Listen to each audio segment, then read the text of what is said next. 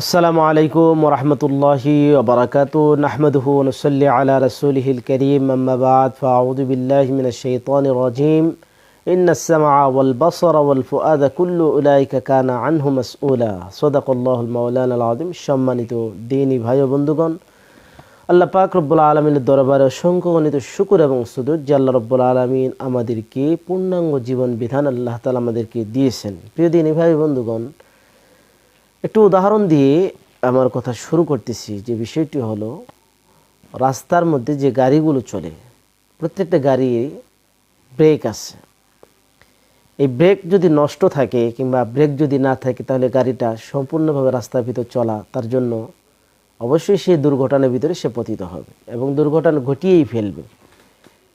কোনোভাবেই গাড়ি ব্রেক ছাড়া গাড়ি মানুষের প্রশান্তির জন্য হতে পারে না। এটার দ্বারা সুস্থভাবে সুন্দরভাবে সে রাস্তার ভিতরে চলতে পারে না, কেউ চালাতে পারবে না।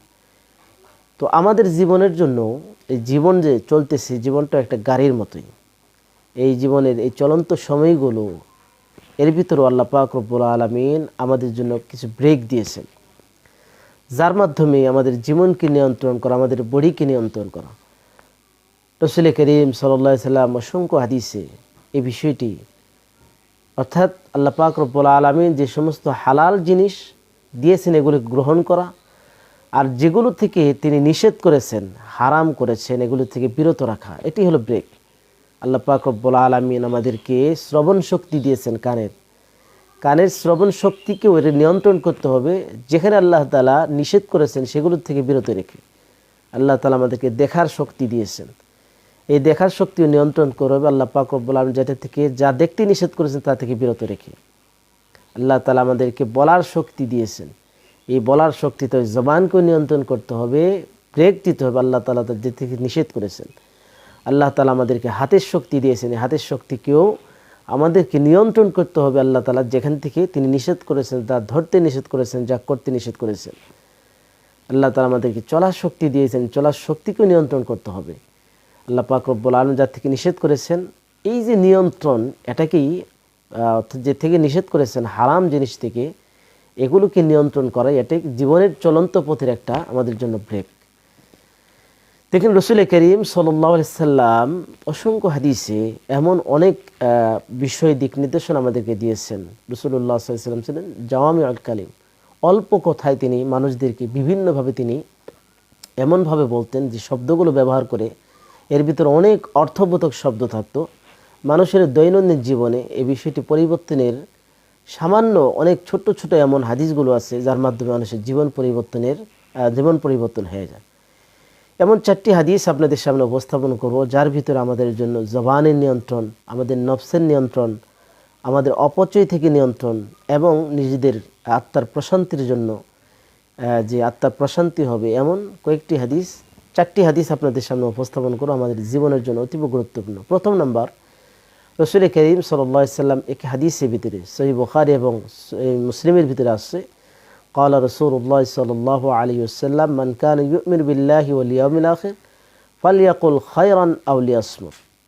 রাসূলুল্লাহ সাল্লাল্লাহু আলাইহি ওয়াসাল্লাম বলেছেন, যে ব্যক্তি আল্লাহ এবং আখিরাতের উপরে ঈমান এনেছে, সে তার জবান দ্বারা সে যেন ভালো কথা বলে অথবা চুপ থাকে। যেখানে এই হাদিসটা অনেক গুরুত্বপূর্ণ একটা বিষয়, আমাদের জবানকে নিয়ন্ত্রণের জন্য, আমাদের মুখকে নিয়ন্ত্রণ করার জন্য। যদি ভালো কিছু জানা থাকে সে বলবে, নইলে চুপ থাকবে। এই বিষয়টা যদি আমরা লক্ষ্য করি এবং আমল করার চেষ্টা করি, আমাদের জবানকে আমরা নিয়ন্ত্রণ করতে পারবো। এজন্যই যদি ভালো কিছু জানা থাকলে মানুষকে বলা, উম্মতের উপকারী হিসেবে, নিজের উপকারী হিসেবে উপকার হয়, সেই হিসেবে ভালো কিছু বলা, আর না থাকলে চুপ থাকা। তাহলে জবানকে নিয়ন্ত্রণের জন্য এই হাদিসটা অতীব গুরুত্বপূর্ণ বিষয়। রাসূল করিম সাল্লাল্লাহু আলাইহি সাল্লামের আরেকটি হাদিস, যে হাদিসটিতে তিরমিজির ভিতরে আসছে, قال رسول الله صلى الله عليه وسلم من حسن إسلام المرء تركه ما لا يعنيه। রাসূল করিম সাল্লাল্লাহু আলাইহি ওয়াসাল্লাম একজন মুমিনের জন্য বলতেছেন যে ইসলামের সৌন্দর্যই হলো অনর্থক জিনিস, অনর্থক কাজ, অনর্থক বিষয় থেকে বিরত রাখা, এগুলো ছেড়ে দেওয়া। দেখেন কত ছোট্ট একটা বাক্য রাসূল করিম সাল্লাল্লাহু আলাইহি ওয়াসাল্লাম বললেন। এই বাক্যর মাধ্যমে আমাদের জীবনের একটা বড় সফলতা এবং কামিয়াবির পথ তিনি বলে দিয়ে গেলেন, যে প্রত্যেকটা মানুষের জন্য তথা ইসলামের সৌন্দর্যই হলো অনর্থক কাজ, যে কাজে কোনো দুনিয়া এবং আখিরাতে কোনো ফায়দা নেই, মানুষের কোনো ফায়দা নেই, এই কাজ থেকে বিরত থাকা। ইসলামের সৌন্দর্যই হলো এটা। 3 নম্বর, রাসূল করিম সাল্লাল্লাহু আলাইহি ওয়াসাল্লাম জবান নিয়ন্ত্রণের আরেকটি বিষয় বললেন, আন্না রাজুলান ক্বালা লিন-নবী সাল্লাল্লাহু আলাইহি ওয়াসাল্লাম, একজন সাহাবী আল্লাহ রাসূল সাল্লাল্লাহু আলাইহি ওয়াসাল্লামের কাছে বললেন, আউসিনি ইয়া রাসূলুল্লাহ, আমাকে কিছু নসিহত করুন। সহিহ বুখারীতে এই riwayatটি আছে। ক্বালা রাসূলুল্লাহ সাল্লাল্লাহু আলাইহি ওয়াসাল্লাম, রাসূলুল্লাহ সাল্লাল্লাহু আলাইহি ওয়াসাল্লামের কাছে এই ব্যক্তি যখন বললেন যে আমাকে কিছু ওসিয়ত করুন, প্রিয় নবী সাল্লাল্লাহু আলাইহি ওয়াসাল্লাম শুধুমাত্র একটা বাক্য বললেন, লা তাগজাব, রাগ করিও না। ফারাদ্দাদা মিরারান, কয়েকবার বলার পরে তারপর রাসূল করিম সাল্লাল্লাহু আলাইহি ওয়াসাল্লাম একই কথা বলেন, লা তাগজাব। সম্মানিত দিনী ভাই ও বন্ধুরা, প্রিয় নবী সাল্লাল্লাহু আলাইহি ওয়াসাল্লাম উম্মতের হালত বুঝতেন। এক এক সময় একইভাবে যখন কেউ জিজ্ঞাসা করতো আল্লাহ রাসূল সাল্লাল্লাহু আলাইহি ওয়াসাল্লামের কাছে, জানতে চাইতো নবী সাল্লাল্লাহু আলাইহি ওয়াসাল্লাম, তখন তার কি জিনিসটা প্রয়োজন এই বিষয়টি আল্লাহ পাক রব্বুল আলামিন তাকে যেহেতু জানিয়ে দিতেন, যার কারণে প্রিয় নবী সাল্লাল্লাহু আলাইহি ওয়াসাল্লাম উম্মতের প্রয়োজন অনুযায়ী অনেক সময় ওই বিষয়টি তাকে বলে দিতেন। একটা ছোট্ট বাক্য বলছেন, লা তাগজাব, রাগ করিও না। এজন্য অনেক গুরুত্বপূর্ণ একটা বিষয়, যে এটাকে কন্ট্রোল করা, নিয়ন্ত্রণ করা অনেক বড় একটা বিষয়। এই জন্য প্রিয় নবী সাল্লাল্লাহু আলাইহি ওয়াসাল্লাম এই 3 নম্বর হাদিসে যে কথাটা বলেন, এর দ্বারা আমাদের জবান কন্ট্রোল হয়। 4 নম্বর, রাসূলুল্লাহ ক্বালা রাসূলুল্লাহ সাল্লাল্লাহু আলাইহি ওয়াসাল্লাম, লা ইউমিনু আহাদুকুম হাত্তা ইউহিব্বু লিআখিহি মা ইউহিব্বু লিনাফসি। নবী সাল্লাল্লাহু আলাইহি ওয়াসাল্লাম বলতেছেন যে লা ইউমিনু আহাদুকুম, তোমাদের মধ্যে পরিপূর্ণ মুমিন হবে না যতক্ষণ পর্যন্ত নিজের জন্য যা পছন্দ করে সেটা অপরের জন্য পছন্দ না করবে। আমরা তো নিজেদের জন্য সব কিছু যেটা পছন্দ করি সেটা অনেক গুরুত্বপূর্ণ বিষয়। অপরের জন্য পছন্দ করা অনেক কম লোকই এমন আছেন। এই জন্য নিজেটা পছন্দ করি সেটা অপরের জন্য পছন্দ করা, এটা মুসলমান বা মুমিনের বড় একটা সিফত। প্রিয় নবী সাল্লাল্লাহু আলাইহি ওয়াসাল্লাম কথা বলতেছেন। দেখেন এই 4টে হাদিসের ভিতরে নবী সাল্লাল্লাহু আলাইহি ওয়াসাল্লাম অনেক গুরুত্বপূর্ণ কথা বলেছেন। প্রথম নম্বর হাদিস দ্বারা জবতুল লিসান তথা আমাদের জবানকে নিয়ন্ত্রণ।